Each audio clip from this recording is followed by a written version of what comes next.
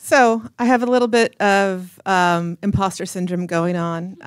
In the States, the master's is a terminal degree in design, so I am a professor at a university there.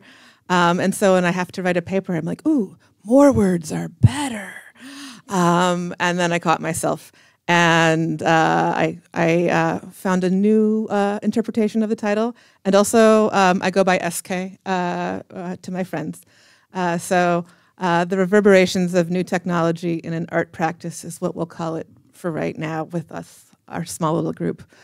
So this is going to be a very personal story. This is my experience of my art practice and how it's changed as I've faced physical limitations and brought in new technologies. And to sort of explain the effects of technology on my practice, I have to explain a lot of my thinking and my evolution. So I will try to go through it quickly. I'm going to start a long time ago, but we will jump forward pretty fast.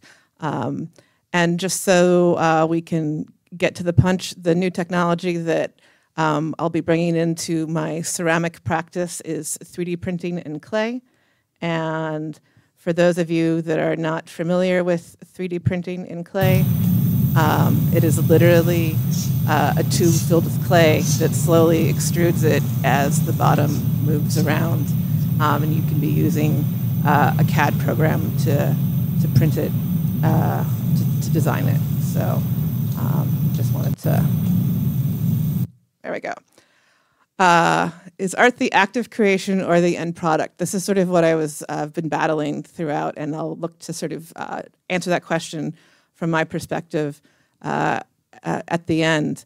And I want to sort of go where how it started, how it was going, how it changed, and how it continues. So that's what we'll be going over. Some definitions to think about, or just some words. Design language. Those are the visual and stylistic rules that are being developed, and the intent is the artist's intent is the why. And neither of these things are set in stone. They slowly evolve. They rarely do a 180. I know that I feel like half of this room are makers, and half of them are maybe researchers and writers. I'm not, so I might be over-explaining, and if I am, I apologize. I just don't want to. I always get into trouble thinking everybody can see what's going on in my own head, right? What do you mean you don't get it? So this is what happens when you ask your mother to take a photograph of that first piece of pottery you remember making. So on that note, I'm going to stop apologizing, but this one is funny. But this piece, I took a pottery class with my mother when I was like 10 or 11, and the instructor saw me making a slab and asked me what I was doing. I said, I want to make this square box. And she was like, oh, no, that's too thin. You can't do it that way. It won't work. And that began my obstinate exploration of ceramics. So I liked proving her wrong, and I also liked learning about the intrinsic language within the material itself, how it moved, how it reacted, what you could do to change how it behaved, add water, remove water, etc. So as I continued to explore art, I also brought design into the conversation. Ended up going to the University of Louisiana and got a degree in product design. And 20 years later, found myself at Kohler. See, big jump. And this is what I was doing in my day job.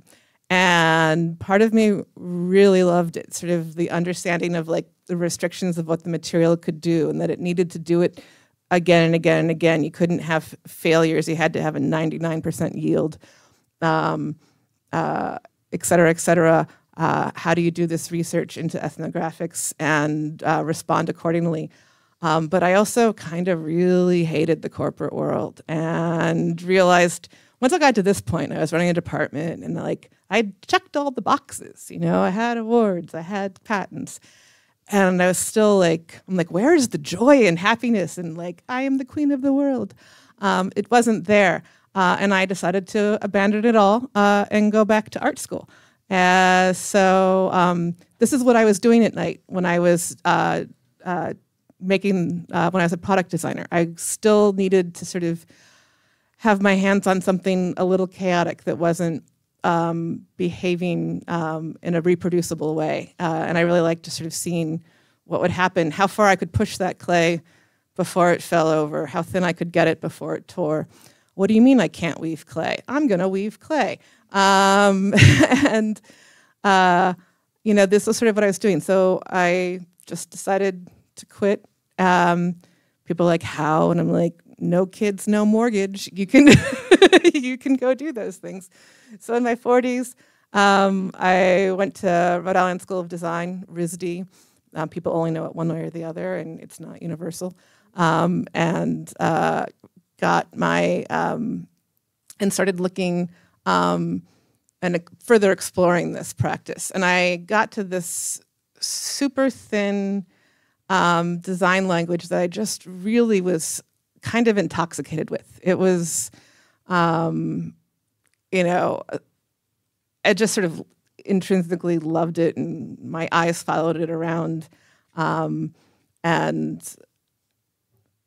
I was just really happy. I loved sort of finding these little things that I could do with the material that people that had been working in ceramics and in porcelain for extended periods of time were like, how do you do that? And I'm like, I don't know, roll it really thin, use newspaper to absorb the water, rest it against something. Like, it was an involved, stupid process. But it sort of gave me that thing that I was missing from being in the corporate space. It was precarious, it was delicate, it was whimsical. It just answered something my soul needed. And maybe we're not talking a lot about what our souls need at this conference, but I am going to talk to you about what my soul needs. And it needed this. And then this happened, and I was like so excited. I'm like, ooh, destruction is pretty. How do I? I'm gonna look at destruction and see how I can emphasize this. And at the same time, I deal with a lot of medical issues, and I've learned that nobody wants to see photos of sprained hands and swollen. So this is just a stock photo. But hypermobility and arthritis are both really bad combinations for working in ceramics. And I am not somebody who believes working through the pain. I don't get a gold star for hurting all day, and no thank you. I full respect to people that find their joy in that, but not me. So I was, began to explore, how do I look at this sort of destruction when I'm really not capable of making stuff anymore? What is it that I can do? And part of what I was exploring was these clay samples that you're looking at. The glaze is in the cracks, and the surface is completely simple porcelain. And developing, I had this vision that that's how it would work. How do I emphasize these points of destruction as the points of beauty? But I was like, well, if I develop, and you know what? It wasn't that clear of a thought. In hindsight, it was, if I develop this method, it's mine. If I develop this way that other people don't know, it'll feel like mine. And that's, satisfying the soul thing. And so I kept pursuing it, and I outsourced. I hired a classmate to make me porcelain vessels, and then I would manipulate them and glaze them, and it worked. And objectively, I liked them. Actually, I guess I loved them, but I didn't. There was no satisfying the soul with them. It was there. They were interesting. They were even fun, but it didn't make me go like that deep or giddy. Those are the two things that my art practice does for me that are really helpful. And so I went back to this and what can I capture here? How do I continue my art practice when I really can't find somebody who's willing to go through what I went through to make these? More because it's an illogical path, not that it's like super complicated. It just takes a lot of time, and not a lot of people have know how to make clay stand. So, and in the middle of it, everything changed. This is the prettiest version of that time we will not speak of. And I was kicked out of my studio in the middle of my thesis. So I kept thinking, like, okay, what do I do? The world's on fire. I'm stuck in this tiny room in an apartment with many people. I would not live here if I knew this was what was going to happen. And I thought back to a project that I did in undergrad where I smocked fabric and made it into lighting. And I was like, that had a really interesting movement to it. Maybe I can kind of find some movement within the act of smocking. And for those of you that don't know what smocking is, you probably know it from a little girl's dress. It's that little pleating there that happens, and there's some pull on it. And so that's what you're seeing here is just this giant sheet of felt being pleated. Crappy photo, sorry for the language. It was a weird time. And you know what? I kind of found something I liked. I didn't have a studio to take a photo in, but that is a really sexy back of a house, right? And it could do some weird things. It could stand. It made me happy. It made me, it satisfied my soul almost. I mean, it was a different language. It was a very different material to be working in. I was confused, but I was getting back to like what that thing was that I was hunting for. And then all of a sudden, hey, come back to the studio, stay 6 feet apart, wear a mask. And they had brought in all these 3D printers for us. I'm not quite sure why that timing happened like that, but it did. And I thought, well, heck, let's bring in a 3D printer and see what it can do. I have not been looking at it all. How are we doing on time? Oh, good. We're totally distracted. 5? Okay. And so, and you can do so much more different wild things with a 3D printer. But part of my practice has always been like taking simple and transforming it myself. So don't think that you can just do a boring extrusion with a printer. I don't want to give you that impression. And yeah, I found something. And I kind of liked it. I called them my dudes. These are my little dudes. They're having a party. Here they are, talking in a queue, having some fun. But again, it was like one of those things where it's like, yeah, but not quite. And I'm like, what's going on? Okay, so many same. It's basically hands-free. It's faster. But also it's kind of hands-free. They were no longer precious. I could make lots and lots of them, and they didn't have that, I didn't have that connection to them. And so then I was thinking, okay, how do I maximize the pros and minimize the cons? And I put my idea hat on, and this is the back of smocking. And there was something I really loved about this sort of interweaving pattern. That had stayed with me before, and I'm like, oh, what would that be like in clay? What would that pattern be like in clay? And so I explored it. At first I explored it casting, another process I do not like. But it served its purpose. I mean, that would be amazing tile in my living room or somewhere, but another day. But it wasn't quite right. And so I, again, went back. We're going to see these images again. Trying to get you through my mind and not just and so I thought about, okay, what does this look like if I 3D print these forms and make them whole vessels? And that subtitle of the reverberations, this clay, like it shakes a little, there's reverberations. Nothing magical to watch here except for it's kind of satisfying to your soul to sit there and watch it go. And again, okay, now we're at the 5 minute. It made something, and it was kind of cool, and I kind of liked it. I really liked the curves and how light captured it.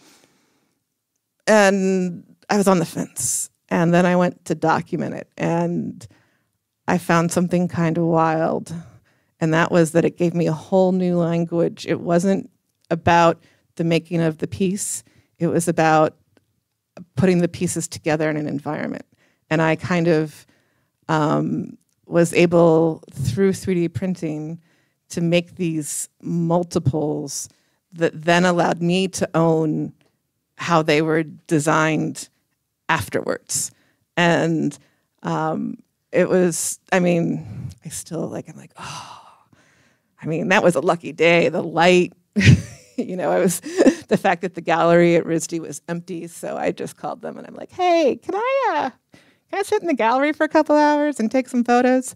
This is the same form. All of them are the same form, just different glazes, different rotations and orientations.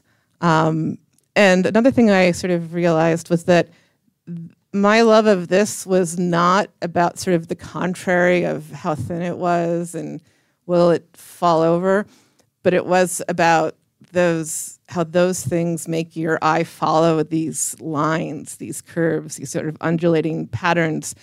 And although in these original pieces, there wasn't a lot of pattern, there were still these curves that couldn't really, or at least I didn't know how to make them otherwise.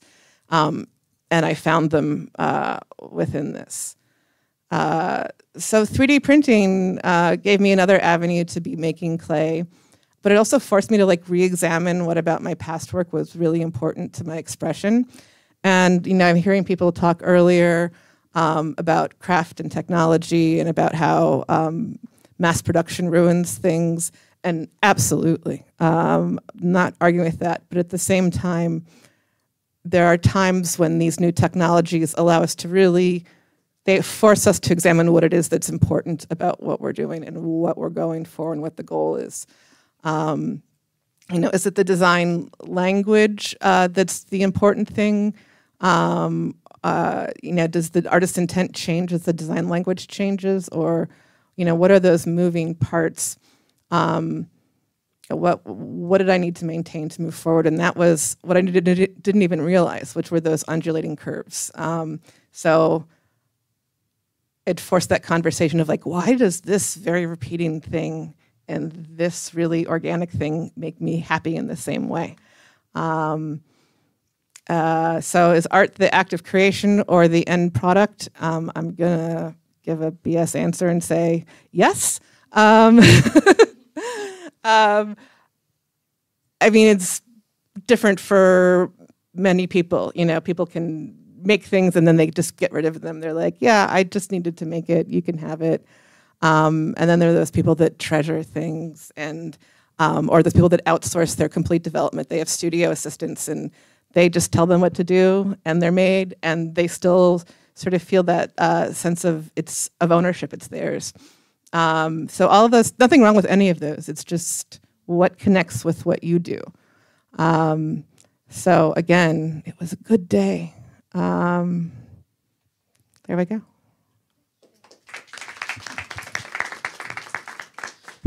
So thank you for presenting us and explaining your experiences. Does anybody have a question?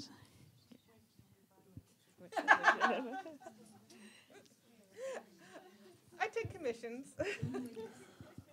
I understand the health issues that you had with the clay and the ceramics. Do you miss that tactile connection with the material?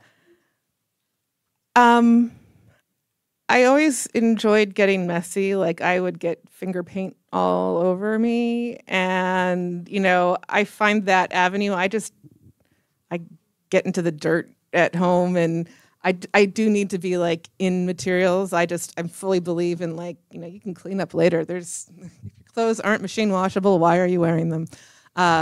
So I miss it a little bit, but every bit of it that I remember hurt. So I don't. There we go. There's the short answer. No. But I enjoyed it when it was fun. Anyone else? Thanks a lot for taking us through this journey. I'm a little bit curious about, and I find it really interesting also that you choose to not talk about what are the becoming of those pieces. Are you selling them? Are you exhibiting them only?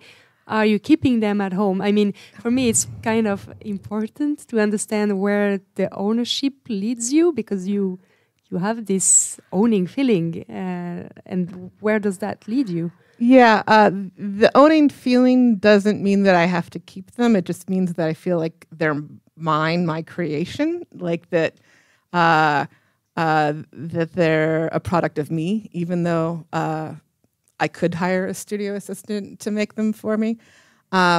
They do sit at home right now. That is not where they should sit. But honestly, I don't have a good answer beyond the fact that it was COVID, and then I got a job, and my dad died, and I got cancer, and here I am. So I'm better now with the cancer. But yeah, that's sort of, I've loved entering into academia as an assistant professor and the opportunities there, but the not being able to focus on, like, this is the first conference that I thought about, oh, I can talk about my art practice. Usually it's like, well, let me tell you about this new building that we're in and how it's sustainably reused. And so I need to find a better way to integrate. I mean, I'm really curious. I hope that it's going to come some research from your side about, like, because obviously the displaying is part of the art and the creation process, and then it's something you usually don't control when you get rid of pieces, but maybe you're going to find another way, and it's going to be interesting. Yeah, thank you. Yeah, I think I almost saw the end product as the photographs.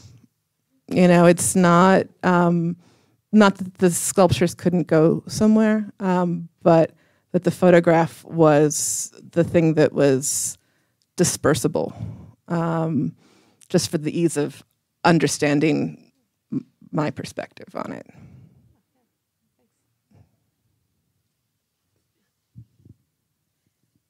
This is just to support your question.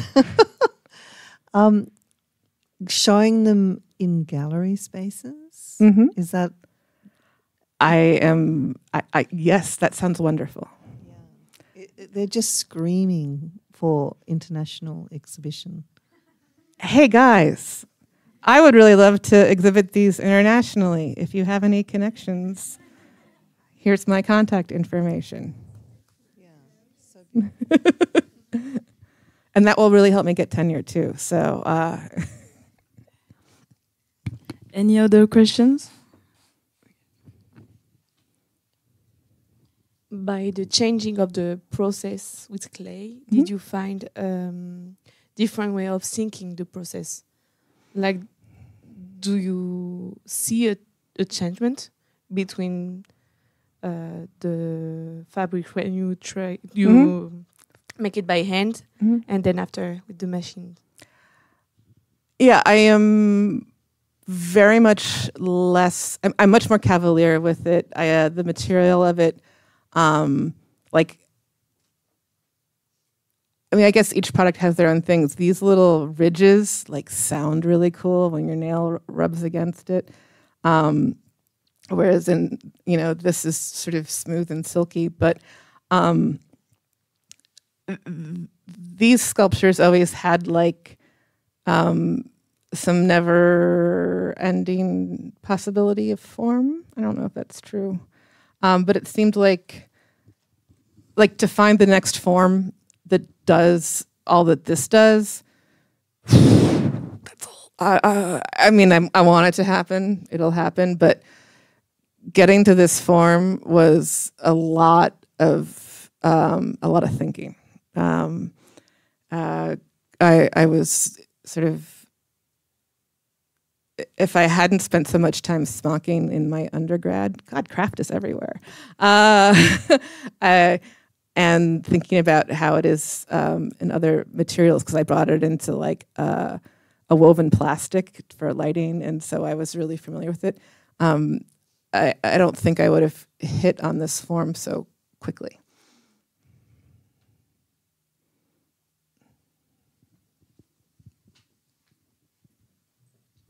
Thank you.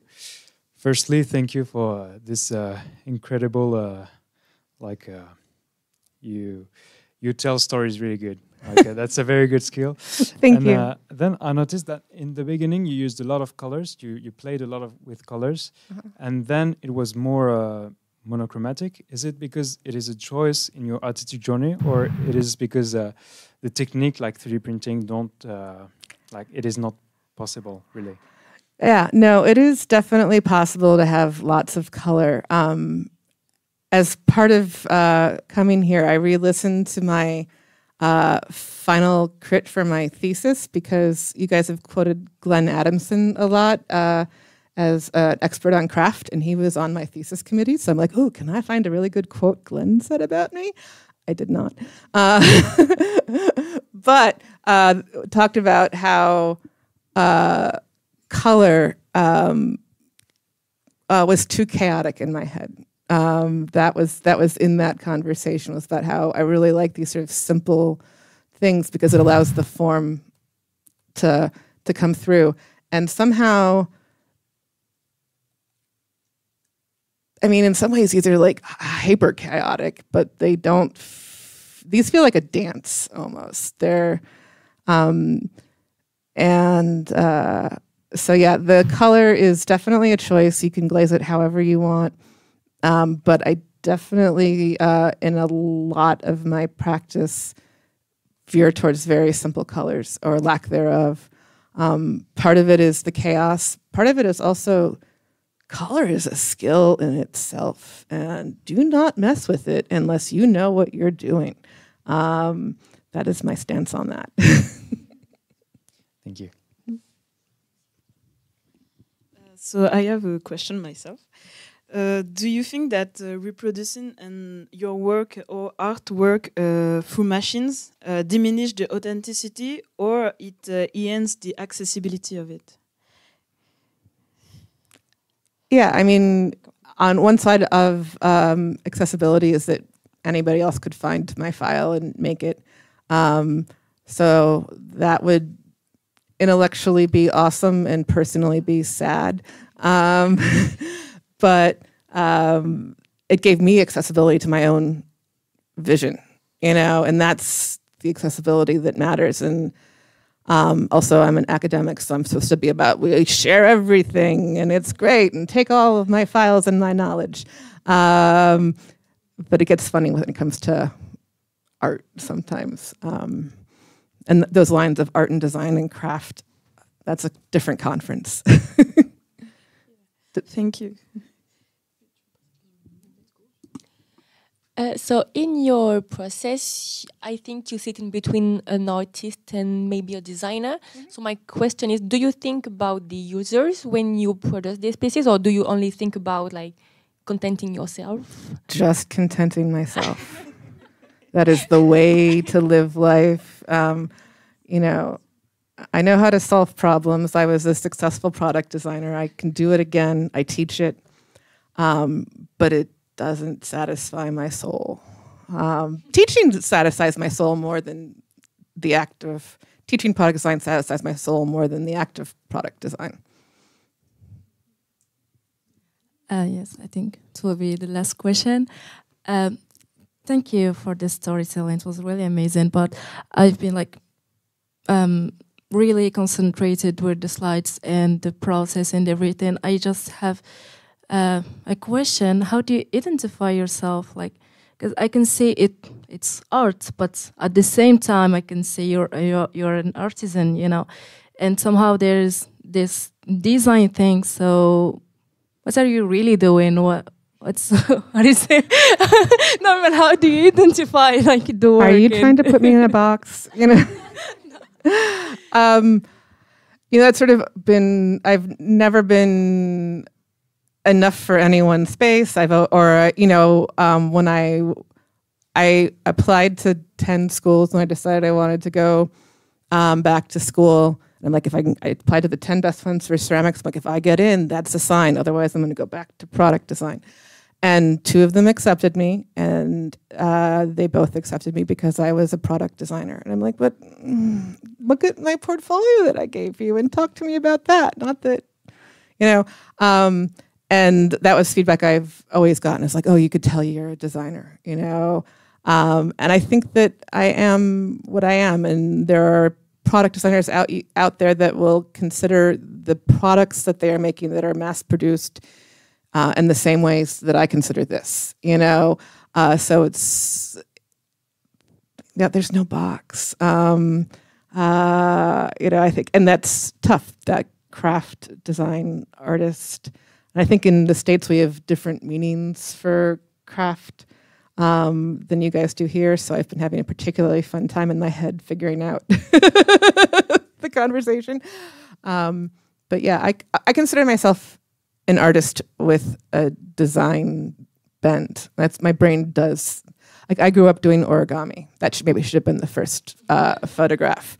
You know, my father worked in Japan and brought me back origami books. And so that was my first goal, was to successfully complete this very strange task in a book. It took me a couple of years. He gave it to me when I was 3. It's okay. Yeah. Does that somewhat answer it? Yes, thank you Okay. so much.